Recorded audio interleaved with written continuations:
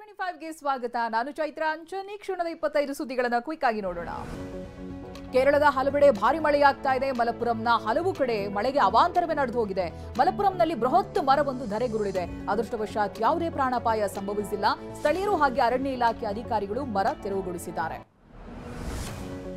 ಛತ್ತೀಸ್ಗಢದಲ್ಲಿ ಭಾರಿ ಮಳೆಯಾಗ್ತಾ ಇದೆ. ಛತ್ತೀಸ್ಗಢದ ರಾಜಧಾನಿ ರಾಜ್ಪುರದಲ್ಲಿ ಮಳೆಗೆ ನಗರದ ರಸ್ತೆಗಳು ನದಿಗಳಂತೆ ಬದಲಾಗಿದೆ. ಪ್ರವಾಹದ ನೀರು ರಸ್ತೆಯಲ್ಲಿ ಹರಿತಾ ಇದ್ದು ವಾಹನ ಸವಾರರು ಪರದಾಡುವಂತಾಗಿದೆ. ಹಾವೇರಿ ಜಿಲ್ಲೆಯಲ್ಲಿ ಸುರಿತಾ ಇರುವಂತಹ ಮಳೆಯಿಂದಾಗಿ ಮನೆಯೊಂದರ ಮೇಲ್ಛಾವಣಿ ಕುಸಿದು ಬಿದ್ದಿದೆ. ಬಾಡಗಿ ತಾಲೂಕು ಚಿಕ್ಕಣಜಿ ಗ್ರಾಮದಲ್ಲಿ ಘಟನೆ ನಡೆದಿದೆ. ಅದೃಷ್ಟವಶಾತ್ ಯಾವುದೇ ಪ್ರಾಣಹಾನಿ ಸಂಭವಿಸಿಲ್ಲ. ಮನೆಯಲ್ಲಿದ್ದ ವಸ್ತುಗಳು ಸಂಪೂರ್ಣ ನಾಶವಾಗಿದೆ.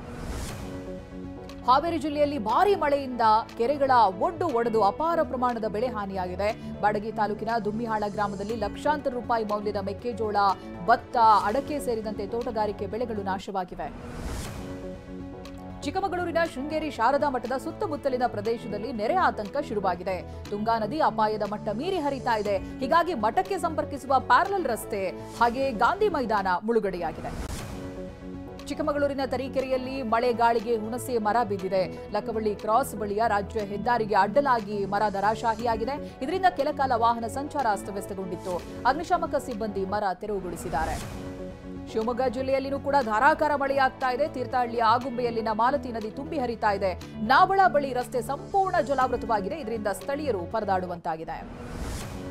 ಮಹಾರಾಷ್ಟ್ರದ ಪಶ್ಚಿಮ ಘಟ್ಟ ಪ್ರದೇಶದಲ್ಲಿ ಭಾರೀ ಮಳೆ ಹಿನ್ನೆಲೆಯಲ್ಲಿ ಬೆಳಗಾವಿಗೆ ಹೆಚ್ಚಿನ ಪ್ರಮಾಣದಲ್ಲಿ ನೀರು ಹರಿದು ಬರ್ತಾ ಇದೆ. ಕೃಷ್ಣಾ ನದಿಗೆ 10,000 ಕ್ಯೂಸೆಕ್ ನೀರನ್ನು ಬಿಡುಗಡೆ ಮಾಡಲಾಗಿದೆ. ದೂದ್ಗಂಗಾ ನದಿ ಮೂಲಕವಾಗಿ ಕೃಷ್ಣಾ ನದಿಗೆ ನೀರು ಹರಿಬಿಡಲಾಗಿದೆ. ಬೀದರ್ ಜಿಲ್ಲೆಯಾದ್ಯಂತ ನಿರಂತರ ಜಿಟಿ ಮಳೆಯಾಗ್ತಾ ಇದೆ. ಮಳೆಯಿಂದಾಗಿ ಸಾರ್ವಜನಿಕರು ಕೊಡೆ ಮೊರೆ ಹೋಗಿದ್ದಾರೆ. ಬೀದರ್ ನಗರದಲ್ಲಿ ವಿದ್ಯಾರ್ಥಿಗಳು ಕೂಡ ಜಿಟಿ ಮಳೆಯನ್ನ ಲೆಕ್ಕಿಸದೆ ಕೊಡೆ ಹಿಡಿದು ಶಾಲೆಗೆ ತೆರಳುತ್ತಾ ಇದ್ದಂತ ದೃಶ್ಯ ಕಂಡುಬಂದಿದೆ.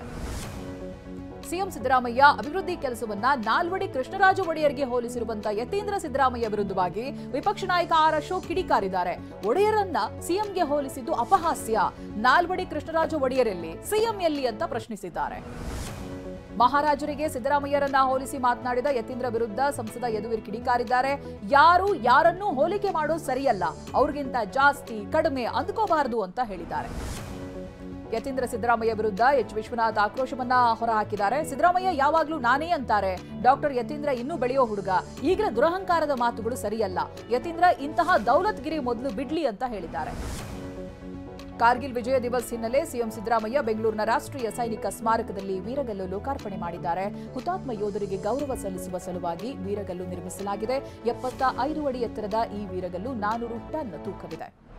ಚಂಡೀಗಢದ ಅಂಬಾಲಾ ರಾಷ್ಟ್ರೀಯ ಹೆದ್ದಾರಿಯ ಜಿಕರ್ಪುರ್ ಬಳಿ ಹೇಯ ಕೃತ್ಯವೊಂದು ಬೆಳಕಿಗೆ ಬಂದಿದೆ. ಕೀಚಕರು 16 ವರ್ಷದ ಬಾಲಕಿಯನ್ನ ಅಪಹರಿಸಿ ಚಲಿಸ್ತಾ ಇರುವಂತಹ ಕಾರ್ನಲ್ಲಿ ಅತ್ಯಾಚಾರ ಎಸಗಿ ಆಟೋ ರಿಕ್ಷಾಗಾಗಿ ಕಾಯ್ತಾ ಇದ್ದಂತ ಬಾಲಕಿಯನ್ನ ಕಿಡ್ನಾಪ್ ಮಾಡಿ ರೇಪ್ ಮಾಡಿದ್ದಾರೆ.